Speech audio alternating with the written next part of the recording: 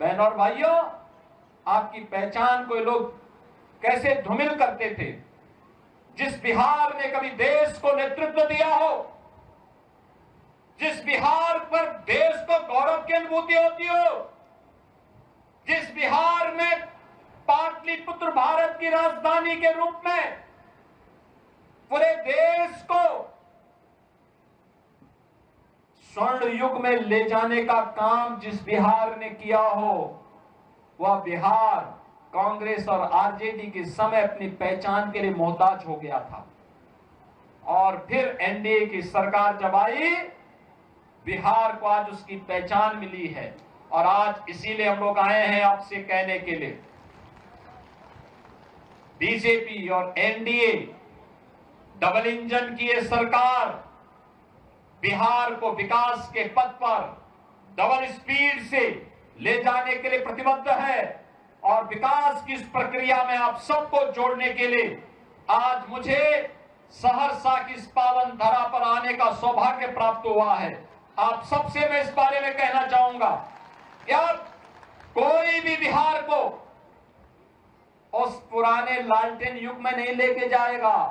अब तो एलईडी की दुधिया लाइट में नीतीश जी बिहार को लेकर के आगे बढ़ चुके हैं और बिहार के विकास को कोई बाधित नहीं कर सकता।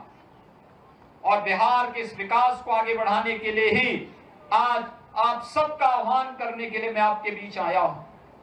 हमें जब भी अवसर मिला, हम लोगों ने उत्तर प्रदेश के अंदर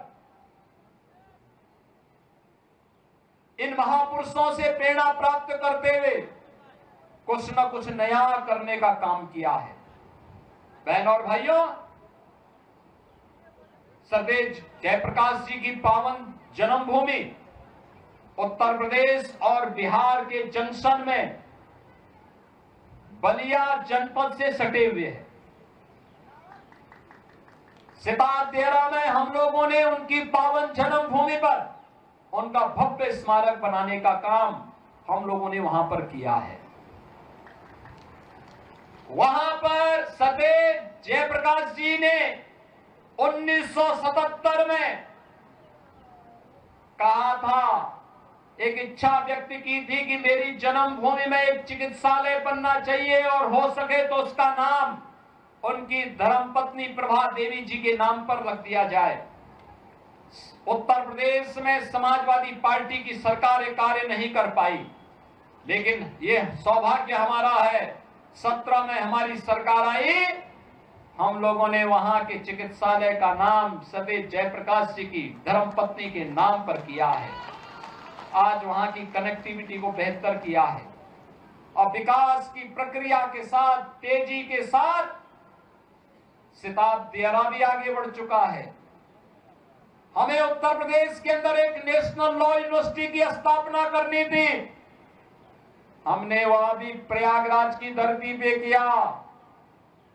जब विश्वविद्यालय स्थापित हो रहा था, लोगों ने कहा किस नाम से होगा, हम लोगों ने कहा कि संविधान सभा के अध्यक्ष के रूप में डॉक्टर राजेंद्र बाबू का योगदान था, डॉक्टर राजेंद्र प्रसाद जी के नाम पर नेशनल लॉ यूनिवर्सिटी का नामकरण होगा।